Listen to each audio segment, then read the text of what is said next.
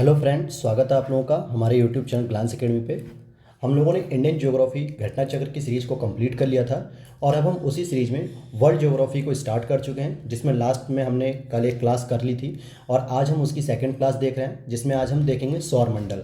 Last class में तो हमने ब्रह्मांड देखा, ब्रह्मांड की बिग बैंग थ्योरी देखी, कैसे उसका निर्माण हुआ, कैसे उसमें जो श्वेत वामन, रक्त जियांट और जो है कि आपका लाल जियांट होते हैं जो तारों के प्रकार, और ब्लैक होल, एस चंद्रशेखर सीमा क्या होती है, इन सब से हमने डिटेल से बात की। और साथ ही साथ इस पे बनने वाले जो एमसीक्यूज़ थे जो आपके आगामी परीक्षा के लिए महत्वपूर्ण है, PCS, MPPCS, UPPCS, RO ARO के एग्जाम्स के लिए। तो आज हम उसी सीरीज में सेकंड वर्ल्ड ज्योग्राफी में हम चैप्टर लेके आए हैं सौरमंडल, जिसमें हम पूरे अपने भारत जो अपने यूनिवर्स में जो सौरमंडल है हम उसकी जो है कि चर्चा करेंगे। सूर्य और उससे संबंधित जो भी ग्रह होंगे उस पर हम बात करेंगे। तो चलिए हम शुरू करते हैं आज की हम अपनी क्लास के टॉपिक की। तो हमारा आज का जो टॉपिक है आप देख सकते हैं डिस्प्ले पे आपके शो कर रहा है कि आज हम सौरमंडल को पढ़ेंगे। तो देखते हैं, सूर्य और इसके 8 ग्रह और अनेक उपग्रह एक पूरे परिवार की रचना करते हैं, जिसे हम सौरमंडल कहते हैं। तो पहली बात क्लियर होती है कि सौरमंडल में सूर्य भी आता है, और सूर्य क्या है, एक तारा है। साथ ही साथ 8 ग्रह आते हैं, उसी 8 ग्रह में एक हमारी पृथ्वी भी है जिस पे हम लोग रहते हैं। और साथ ही अनेक उपग्रह भी आते हैं, जिसमें एक चंद्रमा हो गया आपका उपग्रह जो पृथ्वी का होता है, वहीं आपके बृहस्पति के होते हैं, मंगल के होते हैं और शनि के होते हैं। बहुत सारे जो है कि उपग्रह होते हैं। तो ये सारे के सारे मिलकर एक परिवार में रहते हैं, जिसको हम सौरमंडल कहते हैं। सौरमंडल का निर्माण लगभग आज से 4.53 बिलियन वर्ष पहले हुआ था। और सौरमंडल में सूर्य, जो कि एक तारा है, ग्रह नहीं है, ये एक तारा है, ऐसे खगोलीय पिंड सम्मिलित होते हैं जो गुरुत्वाकर्षण बल द्वारा उससे जुड़े रहते हैं। यानी ऐसे पिंड जैसे ग्रह हो गया, उपग्रह हो गया, धूमकेतु, उल्का पिंड, ये सारे के सारे सूर्य से कैसे जुड़े हुए हैं, गुरुत्वाकर्षण के बल के कारण। क्योंकि सूर्य के चारों ओर ये चक्कर लगा रहे हैं, तो कहीं ना कहीं सूर्य इन्हें अपनी ओर खींच के रखता है। मैं अभी आपको उसका इमेजेस दिखाऊंगा, अभी आप उसमें और क्लियर हो पाएंगे। और आगे हम देख लेते हैं इसी में, इसमें हम और देखते हैं आगे कि इसमें जो ग्रह होते हैं वो बौने ग्रह भी होते हैं, प्राकृतिक उपग्रह भी आते हैं। जैसे अगर आप देखेंगे तो इसमें ग्रह हैं, बौने ग्रह हैं, प्राकृतिक उपग्रह हैं, क्षुद्र ग्रह, उल्काएं और धूमकेतु, खगोलीय धूल आदि, ये सारी की चीज़ें शामिल होती हैं। अब जैसे बौने ग्रह में जो एक बहुत सारे आते हैं, लेकिन प्लूटो भी आता है उसी में। और सौर मंडल में ग्रहों की संख्या पूर्व मान्यता के अनुसार तो पहले 9 थी, लेकिन अब देखेंगे हम जरा 9 ग्रह के बारे में। लेकिन वर्तमान में कितने हैं, 8। तो 8 क्यों हैं और 9 कौन से थे जिसको हमने बाहर कर दिया, तो हम इस सभी को समझेंगे अभी। तो देख लेते हैं यहाँ पे, पहले हम यहाँ पर देखते हैं ग्रहों की सीरीज कौन कौन से थे। सबसे पहले आता है बुध आपका, फिर आएगा शुक्र, फिर तीसरे नंबर पे आपका पृथ्वी, चौथे पर मंगल, पांचवें पर आता है बृहस्पति, फिर 6 नंबर पे शनि, और 7 पर यूरेनस, और 8 पर नेपच्यून। तो यहाँ पर आप देखेंगे 9वें नंबर पे था आपका प्लूटो। प्लूटो जो है कि आपका ग्रह था 9वें नंबर पे, लेकिन अब इसको क्या किया गया, इसको हमने बौने ग्रह में डाल दिया गया। किस में डाल दिया गया, ये बौने ग्रह में। तो टोटल कितने हो जाएंगे जब ये निकलेगा, तो 8 ग्रह हो जाएंगे। क्या मान्यता थी कि क्यों इसे बौना ग्रह कहा गया, तो 14 से 25 अगस्त के बीच में, अगस्त 2006 में मध्य प्राग यानी कि चेक गणराज्य में एक संपन्न हुआ था आईएयू, अर्थात कि इंटरनेशनल एस्ट्रोनॉमिकल यूनियन की एक मीटिंग हुई थी, महासभा की, जिसमें प्लूटो को इन्होंने क्या किया, ग्रहों की श्रेणी से हटाकर इसको बौना ग्रह की श्रेणी में डाल दिया। और इसीलिए आज जो है कि ग्रहों की संख्या 8 से मतलब 9 से घटकर 8 हो गई है। अच्छा, ऐसा क्यों हुआ, क्योंकि मान्यता ये होती है कि ग्रह क्या होते हैं, अपनी जो है कि एक्सिस पे घूमते हैं, एक्सिस पे घूमते हैं। जैसे पृथ्वी भी अपनी एक्सिस पर घूम रही है, बृहस्पति घूम रहा है, मंगल घूम रहा है, लेकिन ये क्या कर रहा था प्लूटो, ये अपनी एक्सिस पे घूमने के साथ साथ किसी दूसरे ग्रह की एक्सिस को काट रहा था। तो ये जो कट रहा था ना, इसलिए ये ग्रह की जो विशेषताएं होती है उससे ये बाहर हो गया, और इसलिए इसको बाहर कर दिया गया। तो देख लेते हैं कि क्या होती है एक परिभाषा जो ग्रह की। तो आप यहाँ पे देखेंगे कि अंतर्राष्ट्रीय खगोलीय संघ ने बताया एक नई परिभाषा के द्वारा कि ग्रह किसे कहेंगे। पहली चीज, वह खगोलीय पिंड है जो सूर्य की परिक्रमा करता हो, पहली चीज। दूसरे, अपने स्वयं के गुरुत्वाकर्षण के कारण अपने पर्याप्त पदार्थ हों ताकि दृढ़ पिंड की शक्तियों को वशीभूत कर सके और जल स्थैतिकी संतुलन बना सके। तीसरा जो सबसे इंपॉर्टेंट था कि अपनी परिक्रमा के दौरान निकट के ग्रह की कक्षा को न काट सके, और ये कक्षा काट रहा था, इसीलिए जो है कि इसको बौने ग्रह से बाहर कर दिया गया। आइए मैं आपको एक सौर मंडल की यहाँ पे एक इमेजेस दिखाता हूँ। इसमें तो आप देख सकते हैं जो यहाँ पे प्रिंट है, लेकिन मैं आपको थोड़ा सा कलरफुल दिखाऊंगा जहाँ पे आप और भी अच्छे से समझ पाएंगे। तो अब आप अपने स्क्रीन पर देख रहे होंगे कि ये देखिए, ये तो हमारा जो एरिया है, ये हमारा जो एरिया है, ये तो सूर्य है। ये क्या है दोस्तों, सूर्य है। और यहाँ पे 8 ग्रह हैं, 1 2 3 4 5 6 7 और 8। और इसके बाद एक ऊपर बेल्ट वगैरह होती है, जो छोटे छोटे उल्का पिंड होते हैं, कण होते हैं, ये सारे के सारे। और एक यहाँ पे इसको फिर से हम दोबारा दिखाएंगे जो है कि, तो ये 8 ग्रह होते हैं। अब होता क्या था, जैसे ये देखिए, ये सभी ग्रहों की अपनी एक एक्सिस है जहाँ पे वो परिक्रमा कर रहे हैं, ये आप देख रहे हैं यहाँ पे इस तरीके से। तो ये ऐसे परिक्रमा कर रहे थे।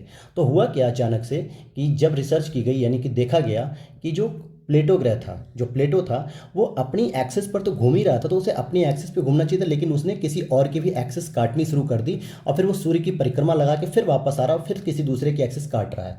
तो ये जो कट रहा था, ये वाला पॉइंट एक्सिस का, ये वाला पॉइंट, इसी वजह से इसको कह दिया गया कि ये तो बौना ग्रह है, ये जो है कि प्लूटो आपके नहीं शामिल हो सकते। जैसे आप देखेंगे प्लूटो सबसे पीछे था, यहाँ पे देखिए आप पीडीएफ में, यहाँ प्लूटो ही सबसे पीछे था, लेकिन ये आगे जाके जो है कि किसी दूसरे ग्रह की जो है कि कक्षा को काट रहा था, इसीलिए इसको बाहर कर दिया गया। क्या कर दिया गया? बाहर कर दिया गया। तो आइए अब हम और आगे देखते हैं। तो हम यहाँ पर इसको देखते हैं और आगे, तो आप देख पाएंगे इसके कि ये तो थी आपकी इमेजेस। और देखिए इस बेल्ट को जो कहते हैं, यहाँ पर आप पूछते हैं, ये जो दिख रही है आपको क्षुद्र ग्रह की ये पट्टी होती है, क्षुद्र ग्रह की पट्टी होती है। और यहाँ पे एक कूपर बेल्ट की पट्टी होती है। ये कूपर बेल्ट होते हैं छोटे छोटे जो कण होते हैं, जो गैलेक्सी में पाए जाते हैं इस तरीके से। तो अभी हम इस पर भी चर्चा कर लेंगे कि धूल कणों से बने होते हैं, किसके बने होते हैं। सामान्यतः 2 जगह पाए जाते हैं, एक तो होता है वरुण के बाहर, और एक होता है आपका मंगल और बृहस्पति। ये रहा मंगल और ये बृहस्पति, इनके बीच में भी पाई जाने वाली बेल्ट को हम क्षुद्र ग्रह पट्टी कहते हैं। तो हम इसको आगे समझेंगे अभी, जब इसमें टॉपिक पे डिस्कस किया जाएगा। तो आगे देख लेते हैं कि अभी तो हम बात करते हैं बौने ग्रह के बारे में। तो यहाँ लिखा है, ग्रह जब अपने आकार, संगठन करने वाले पदार्थ, तापमान तथा सूर्य के चारों ओर परिक्रमा की अवधि की दृष्टि से एक दूसरे से भिन्न है, और इन भिन्नताओं के कारण सूर्य से इनकी दूरी क्रमशः जो है कि बढ़ती जाती है। जैसे कुछ ग्रह देखते हैं, जैसे बुध हो गया, शुक्र हो गया, मंगल हो गया, पृथ्वी हो गई, इनकी भांति ठोस हैं। कहने का मतलब बुध, शुक्र, मंगल, ये जो तीनों ग्रह हैं, ये पृथ्वी की भांति ठोस हैं। जैसे हमारी पृथ्वी ठोस है, लेकिन अंदर लिक्विड भी है थोड़ा बहुत, तो इसलिए इनको क्या कह दिया जाता है? पार्थिव ग्रह, या इंग्लिश में हम इसको क्या कहते हैं? टेरेस्ट्रियल। क्या कहते हैं हम दोस्तों? टेरेस्ट्रियल बॉडी, या टेरेस्ट्रियल बॉडी का मतलब होता है पिंड, यानी कि ये पृथ्वी की तरह दिखने वाले ग्रह होते हैं। पार्थिव का मतलब पृथ्वी, जो भी पृथ्वी की तरह ठोस होते हैं, तो इसलिए इनको हम पार्थिव ग्रह कह देते हैं। तो आप इमेजेस में देख सकते हैं, यहाँ पर क्या देख सकते हैं यहाँ पे कि किसको किसको हम पार्थिव ग्रह कह रहे हैं। आप देखेंगे यहाँ पे बुध हो गया, शुक्र हो गया, पृथ्वी हो गया, मंगल हो गया। तो ये पृथ्वी की तरह दिखने वाले होते हैं, इसलिए इनको हम पार्थिव ग्रह कहते हैं। और ये सूर्य और क्षुद्र ग्रह की पीठी के बीच में पाए जाते हैं, यानी कि क्षुद्र ग्रह और ये सूर्य, इनके बीच में ये ग्रह पाए जाते हैं। आगे देख लेते हैं हम लोग इसी की, और आगे पॉइंट पे हम डिस्कस करते हैं इसके। तो आप यहाँ पर देखेंगे कि कुछ ग्रह गैसों के भी बने होते हैं। ध्यान दीजिएगा कि कुछ जो ग्रह होते हैं वो गैसों के बने होते हैं, जिन्हें हम गैसीय ग्रह कहते हैं। जैसे बृहस्पति, शनि, यूरेनस, नेपच्यून, ये सभी के सभी गैसीय ग्रह होते हैं, क्योंकि ये ठोस नहीं होते हैं, खासकर ये गैसों से बने होते हैं, इसलिए इनको हम गैसीय ग्रहों का दर्जा देते हैं। और इनके बड़े आकार के कारण इनको जोवियन भी कहा जाता है। क्या कहा जाता है? जोवियन ग्रह कहा जाता है। जोवियन का अर्थ होता है बृहस्पति के समान, क्योंकि बृहस्पति ही सबसे बड़ा ग्रह होता है। तो सौर मंडल के सभी 8 ग्रहों में पृथ्वी का घनत्व तो सर्वाधिक होता है, और अन्य ग्रहों का जो घनत्व होता है वो इस प्रकार, जैसे बुध, शुक्र, मंगल, बृहस्पति, शनि, अरुण, वरुण। तो देखिए इसको याद करने की आवश्यकता नहीं है, आपसे यह प्रश्न नहीं पूछा जाता है। सिंपली आपसे 2 प्रश्न पूछे जाते हैं, एक तो होता है उनके आकार के अनुसार आपको क्रम लगाना है सूर्य से, और एक होता है उनकी दूरी, यानी कि कितनी दूरी पे है, या यूँ कहें कि कौन सा ग्रह सबसे पास में है और कौन सा ग्रह सबसे दूर है। तो आइए मैं इसको डिस्प्ले पे आपको शो करता हूँ। अब आप देख सकते हैं यहाँ पे कि ये तो ये आपके 4 जो ग्रह हैं, 1 हो गया, 2 हो गया, 3 हो गया, 4 हो गया। तो ये चारों जो ग्रह होते हैं वो हमारे कैसे ग्रह कहलाते हैं दोस्तों? तो ये तो होते हैं पार्थिव ग्रह। क्यों? क्योंकि ये पृथ्वी की तरह दिखते हैं, इसलिए इनको हम पार्थिव ग्रह कह देते हैं। वहीं अगर आप देखेंगे तो ये आपका हो गया बृहस्पति, ये आपका शनि, ये आपका यूरेनस और ये आपका नेपच्यून। ये चारों ही ग्रह कैसे ग्रह हैं? ये गैसीय ग्रह हैं। कैसे ग्रह हैं? गैसीय ग्रह। अच्छा, एक प्रश्न ये भी पूछ लिया जाता है कि ये कौन सा ग्रह है जिसके चारों ओर जो है कि एक वलयाकार छल्ला देखने को मिलता है। तो ये आप देख सकते हैं कि वलयाकार छल्ला है ये, और इसका नाम जो है कि शनि होता है। क्या नाम होता है? शनि। लेकिन आप साइज में देख सकते हो तो पिंड का जो साइज है वो सबसे अधिक किसका पड़ा है? बृहस्पति का पड़ा है, तो इसलिए हम इसको बृहस्पति कहते हैं। अब आगे हम देखते हैं, आपसे जो प्रश्न पूछा जाता है वो प्रश्न क्या है कि सूर्य से आप दूरी के अनुसार जो है कि ग्रहों का नाम बताइए। जैसे बुध हो गया, शुक्र हो गया, पृथ्वी हो गया, मंगल हो गया, बृहस्पति, शनि, यूरेनस और नेपच्यून। लेकिन अब आपको याद नहीं हो पाता है, तो इसकी एक ट्रिक है छोटी सी, जो मैं आपको यहाँ पे लिख रहा हूँ, आप नोट भी कर लीजिएगा। BSP में BSU नहीं पाया जाता। ठीक है। अब इससे आप समझिएगा क्या लिखा मैंने कि BSP में BSU नहीं पाया जाता है। तो आपको बस यहाँ P और यहाँ U का अंतर करना है। तो समझते हैं इसका अंतर क्या है। देखिए B से तो हो जाएगा आपका बुध, यहाँ पे बुध हो गया, यहाँ पे आप S से शुक्र कर देंगे और यहाँ P से आप पृथ्वी कर देंगे और यहाँ मे से मंगल हो जाएगा। फिर यहाँ B से बृहस्पति, यहाँ S से शनि और यहाँ पे U से यूरेनस और यहाँ पे नहीं जो है यानी ये आपका हो जाएगा नेपच्यून। तो बस इतना ही आपको पढ़ना था। क्या पढ़ना था कि सिंपली बात है कि भाई अगर आपसे क्रम पूछ लिया जाता है कि बुध से लेकर नेपच्यून तक के ग्रहों की एक श्रृंखला बनाइए, तो आपका सबसे पहले आएगा BSP में BSU नहीं पाया जाता है, अर्थात BSP से B से बुध, शुक्र, पृथ्वी, मंगल, बृहस्पति, शनि, यूरेनस, नेपच्यून। तो ये तो हो गया आपका सूर्य से दूरी के अनुसार। दूसरा एक प्रश्न आता है आपका सूर्य से आकार के अनुसार कौन से जो है कि ग्रह बड़े हैं, तो उनको भी हम लगाएंगे अभी आगे टॉपिक में ही। तो चलिए अभी हम इस पर बात करते हैं। फिर यहाँ पर हम देख लेते हैं अगले जो पॉइंट में लिखा हुआ है कि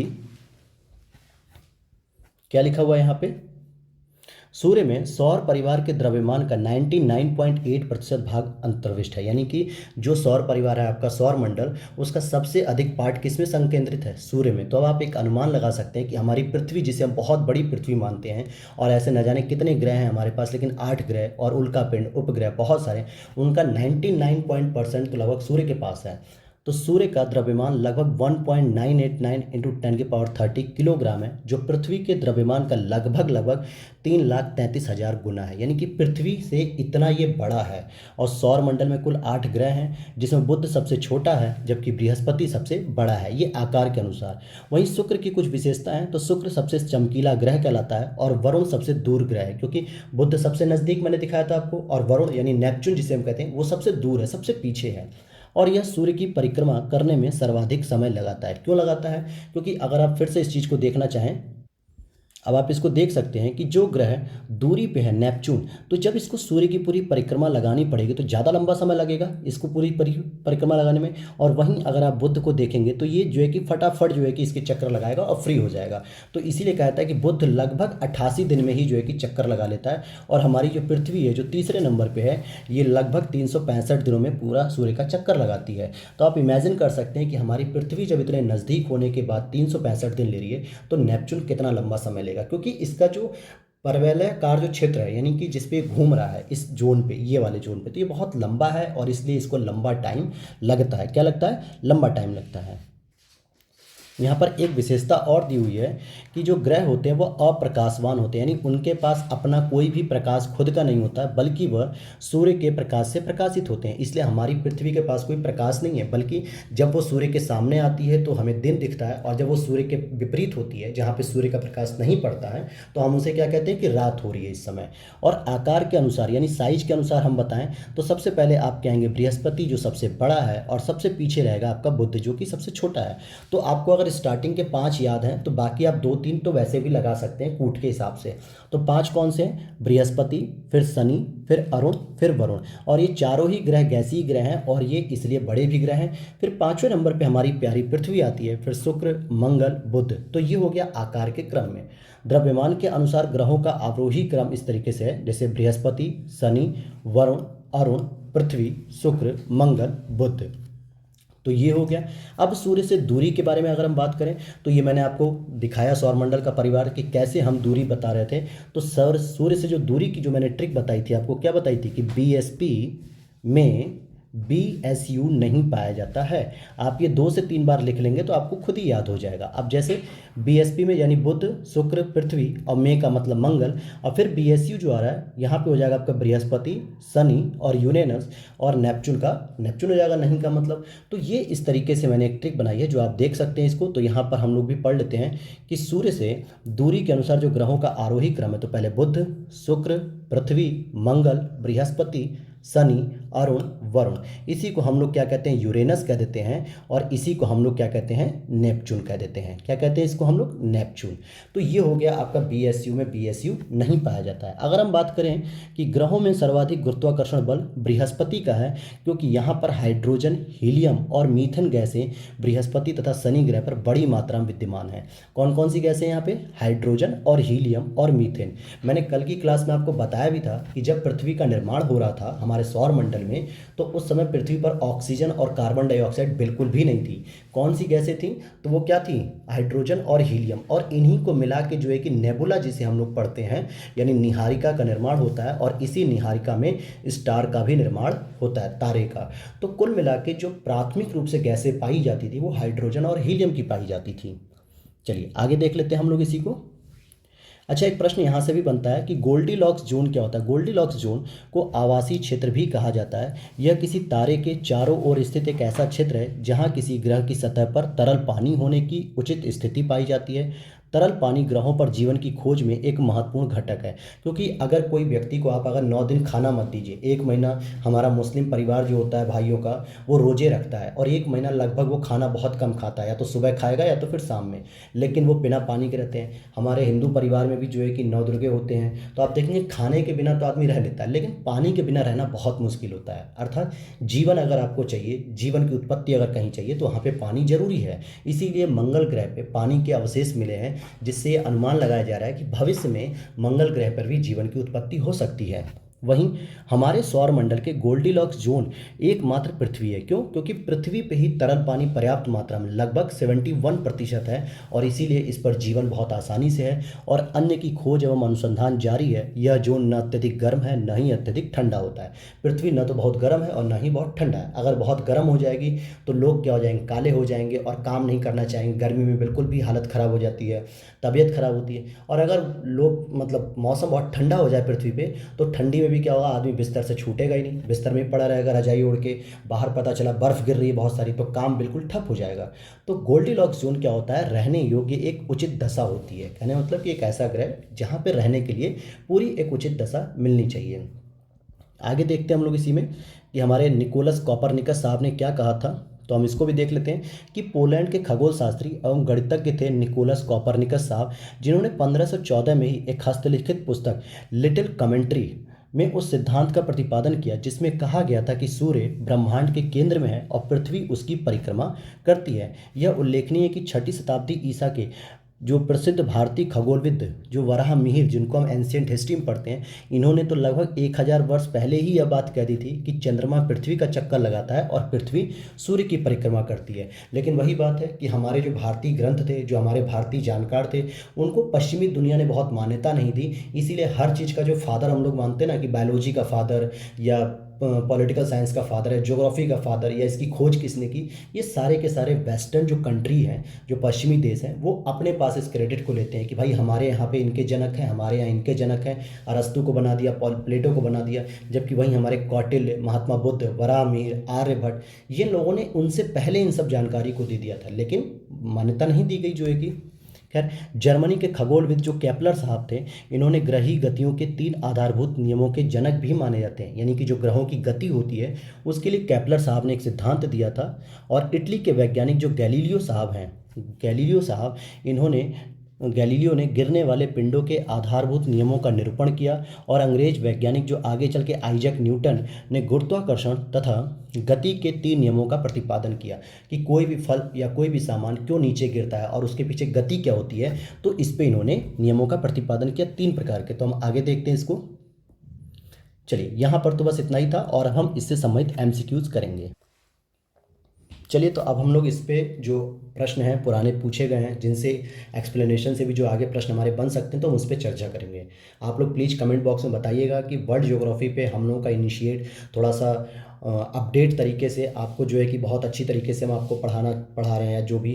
तो आप लोग कमेंट बॉक्स में बताइएगा कि कैसा आपको लग रहा है, और अगर वीडियो अच्छी लग रही हो तो प्लीज़ लाइक कीजिएगा, और चैनल पे पहली बार आए तो चैनल को सब्सक्राइब कीजिएगा, दोस्तों के साथ शेयर भी कीजिएगा।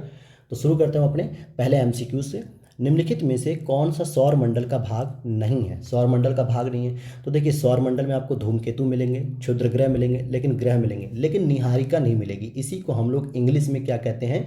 नेबुला कहते हैं। और इसमें सामान्यतः हाइड्रोजन और हीलियम गैस ही पाई जाती है, क्योंकि ये तारों का निर्माण में सहायक होती है। क्या करती है? ये तारों के निर्माण में यह सहायक होती है। तो जब तारा ही हमारा अभी नहीं बना है तो सौर मंडल कैसे बन जाएगा? खुद इसमें एक हमारा सन जो है कि तारा है, जब इसका निर्माण हो गया तो इसने अपने आसपास एक परिवार बनाया जिसको हम सौर मंडल कह रहे हैं। तो जब तारा ही नहीं बना है और तारा निहारिका के माध्यम से बनता है, तो इसलिए निहारिका हमारे सौर मंडल का भाग नहीं हो सकती है।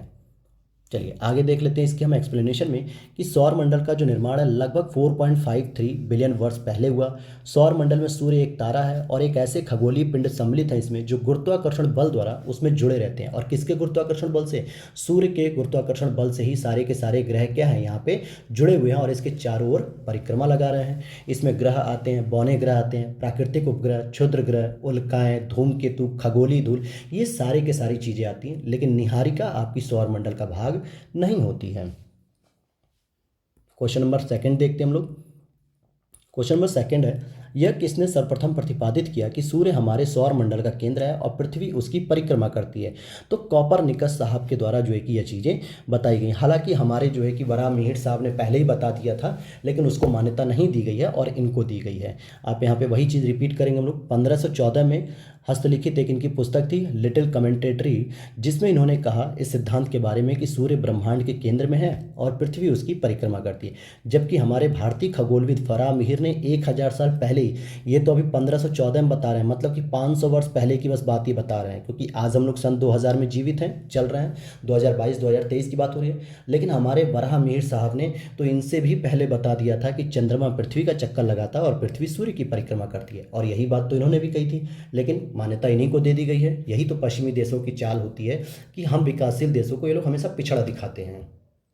क्वेश्चन नंबर 3 है, वैज्ञानिक जिन्होंने सर्वप्रथम खोज की कि पृथ्वी सूर्य के चारों ओर घूमती है, ऐसे कौन से वैज्ञानिक थे? तो कॉपरनिकस ने यह चीज़ कही थी।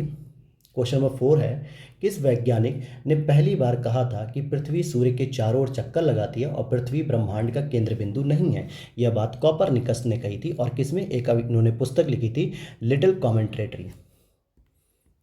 क्वेश्चन नंबर हम नेक्स्ट देखेंगे। क्वेश्चन नंबर 5 है हमारा, किसने सर्वप्रथम यह स्थापित किया कि सभी ग्रह सूर्य की परिक्रमा करते हैं? तो निकोलस कॉपरनिकस ने ही यह बातें कही थी। क्वेश्चन नंबर 6 देखते हैं, हमारे सौर परिवार, क्वेश्चन नंबर 6 है, हमारे सौर परिवार के संदर्भ में निम्नलिखित में से कौन सा कथन सही है?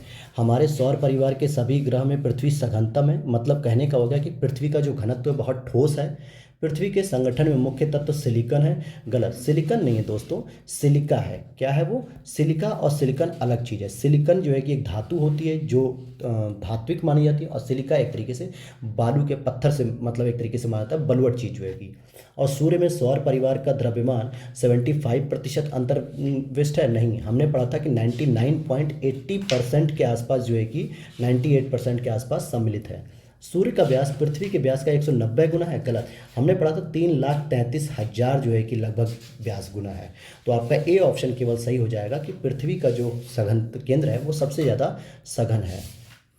और यहाँ पे ये सारी चीज़ें हमने डील कर ली जो एक्सप्लेनेशन में लिखा है। फिर क्वेश्चन नंबर 7 पूछा जा रहा है, सौर मंडल में ग्रहों की संख्या कितनी है? अब यहाँ पर आप देखेंगे कि बी ऑप्शन दे रहा है, लेकिन ये क्यों दे रहा है? क्योंकि ये प्रश्न 1992 में था और सन 2006 में ही जब इंटरनेशनल एस्ट्रोनॉमिकल यूनियन की जब बैठक हुई, कहाँ पे? चेक गणराज्य में हुई थी ये बैठक, और इन्होंने कहा कि यहाँ पर जो हम क्या करेंगे, प्लूटो को हम ग्रह से बाहर करेंगे। तो जैसे ही इन्होंने इसको बाहर किया तो 9 - 1 = 8। तो आज वर्तमान में 8 उपग्रह, मतलब 8 ग्रह हमारे पास मौजूद हैं।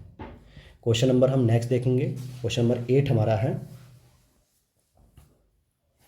सूर्य से दूरी के क्रम में निम्नलिखित में से कौन से दो ग्रह मंगल और यूरेनस के बीच में स्थित हैं? अब देखिए यहाँ पर हमने जो ट्रिक लगाई थी हम उस ट्रिक से सॉल्व करेंगे। इसको ऐसे याद नहीं करना, हम सीधे याद करेंगे।